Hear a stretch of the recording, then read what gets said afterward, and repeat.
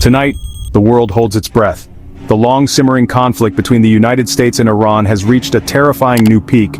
We are coming on the air with breaking news that is still developing at this hour. United States military forces have conducted a series of targeted airstrikes against key nuclear facilities inside Iran. The Pentagon has confirmed the operation, describing it as a decisive and necessary action to neutralize an imminent threat. Officials here in Washington are calling the strikes a success, claiming they have dealt a significant blow to Tehran's nuclear ambitions.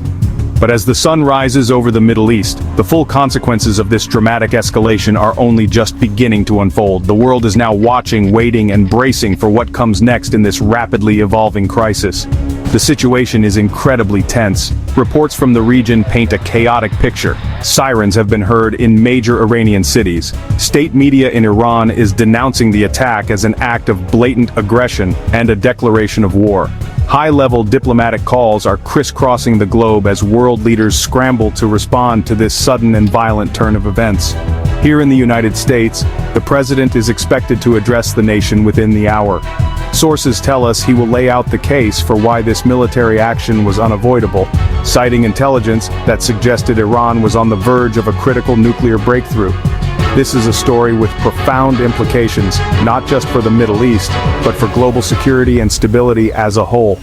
The immediate focus is on the targets themselves. We understand the strikes hit several well-known and heavily fortified sites, including the Natanz enrichment facility and the Fordow fuel enrichment plant, which is buried deep inside a mountain.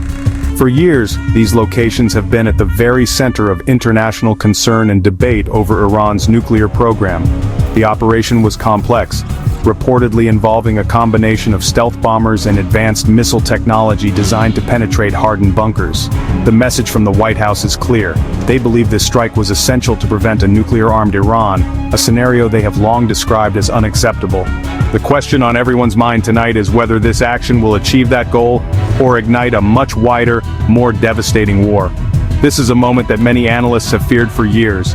The path to this point has been paved with escalating tensions, failed diplomacy, and a deep-seated mistrust that spans decades. The delicate balance of power in the Middle East has been shattered. Every statement, every movement, and every decision made in the coming hours and days will be scrutinized. From Tehran to Tel Aviv, from Washington to Moscow and Beijing, the world is now grappling with the fallout. We are witnessing a pivotal moment in modern history, one that could redefine alliances and plunge one of the world's most volatile regions into a new era of conflict. We will continue to bring you the latest developments as we get them. To understand how we arrived at this dangerous precipice, you have to look at the long and bitter history between these nations. For years, a shadow war has been waged between Iran and Israel, playing out in cyberspace, on the high seas, and through proxy forces across the Middle East. At the heart of this conflict has been Iran's nuclear program. Tehran has always insisted its program is for peaceful civilian energy purposes.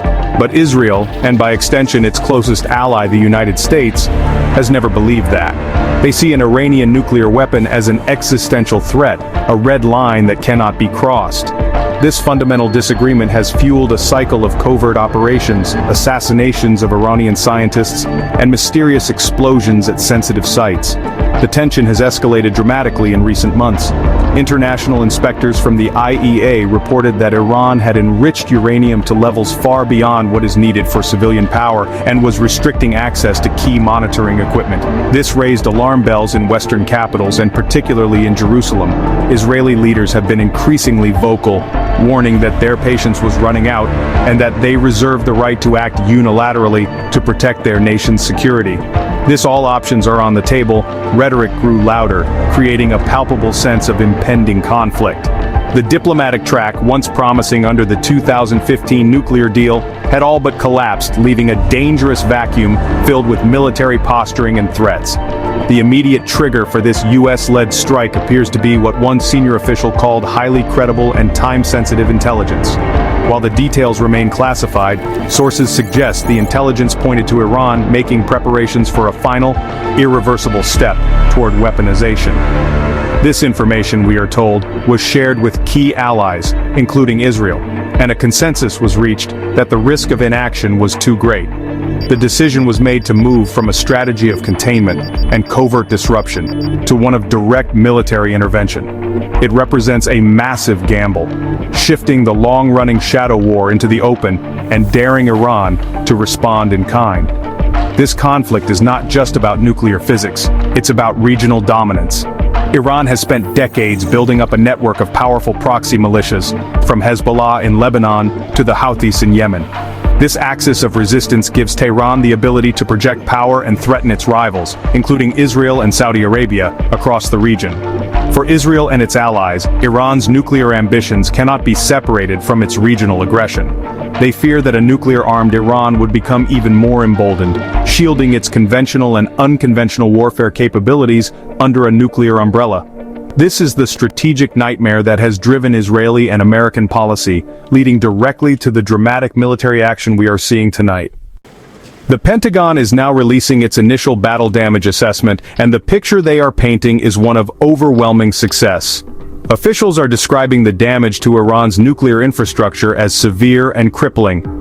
Their statements claim that the strikes successfully targeted not only the main enrichment halls at facilities like Natanz, but also critical supporting infrastructure, including specialized workshops, centrifuge assembly lines, and command and control centers. The goal, according to a senior military source, was not just to hit the buildings, but to systematically dismantle the core components of the program, setting it back by years, not months. The effectiveness of these strikes will be a key factor in determining what happens next.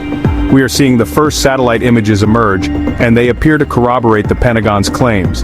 The images, analyzed by independent experts, show significant destruction. At Natanz, what were once large intact structures now appear as smoking rubble. At the Fordow site, which is famously built into a mountainside, there are signs of massive explosions at the reinforced entry points, suggesting the use of powerful bunker-busting munitions. Experts are now analyzing the extent of the damage to the underground facilities, which is much harder to verify. The potential release of radioactive materials is another major concern, though U.S. officials insist the strikes were planned to minimize any such collateral damage to the surrounding environment and civilian populations. For Iran, the impact is likely devastating, both physically and psychologically. This attack strikes at the very heart of a program that is a source of immense national pride and a cornerstone of the regime's strategic doctrine. The reported success of the strikes in penetrating heavily defended and deeply buried sites would represent a major intelligence and military failure for Tehran. It signals that even their most protected assets are vulnerable. The question now is, how much of the program's vital technical knowledge and specialized equipment has survived? While structures can be rebuilt, the loss of unique, custom-built centrifuges and the scientists who operate them could prove to be a much more difficult setback to overcome. The long-term effect on Iran's nuclear timeline is the subject of intense debate tonight. U.S. officials are confidently predicting this will set back Iran's quest for a weapon by several years. Some independent analysts agree, suggesting that the comprehensive nature of the targets will create a major bottleneck. Others are more cautious. They argue that the knowledge, the blueprints, and the scientific expertise remain. They warn that such an attack could remove any remaining Iranian hesitation and spur them to rebuild the program in secret, with a renewed and vengeful determination to acquire a nuclear deterrent at all costs. The severe damage may have solved one problem in the short term, but it may have created a more dangerous one for the future. The global reaction has been swift and divided. As expected, the United States has defended the action as a legitimate act of self-defense. The president stated, "We acted to prevent a catastrophe. We will not allow the world's leading state sponsor of terror to obtain the world's most dangerous weapon." Israel has offered its full-throated support, with the Prime Minister calling it a brave and historic decision that has made the world a safer place. However, many of America's European allies are expressing deep concern, calling for immediate de-escalation and a return to diplomacy. Russia and China have strongly condemned the strikes, labeling them a violation of international law and a reckless act that destabilizes the entire Middle East. Inside Iran, the response has been one of fury and defiance. Supreme Leader Ayatollah Khamenei has vowed severe revenge for the attack. Iranian state television is broadcasting images of massive, state-organized protests, with crowds chanting anti-American and anti-Israeli slogans. The Islamic Revolutionary Guard Corps has issued a statement promising a crushing and regretful response to the aggressors and their regional partners. The rhetoric from Tehran is uncompromising, leaving little room for an off-ramp. The regime's credibility is on the line, and pressure is mounting internally to retaliate forcefully to demonstrate that this attack will not go unpunished. The world now waits to see how and where Iran will strike back. The possibilities for what happens next are frightening. Iran has multiple options for retaliation. It could launch a direct missile attack against U.S. military bases in the region or against targets in Israel. It could unleash its proxy forces like Hezbollah to attack Israel's northern border, or encourage other groups to target U.S. interests and allies in Iraq or the Persian Gulf. Another major fear is an attack on global shipping and oil infrastructure in the Strait of Hormuz, a vital artery for the world's energy supply. Any of these scenarios could trigger a devastating cycle of counterattacks, drawing the entire region into a full-scale war that no one believes can be easily contained. Yet even in this darkest of moments, some analysts see a slim, desperate chance for diplomacy. The shock of this military action could, paradoxically, create a new opening. With its program in ruins, Iran may be more willing to negotiate from a weakened position.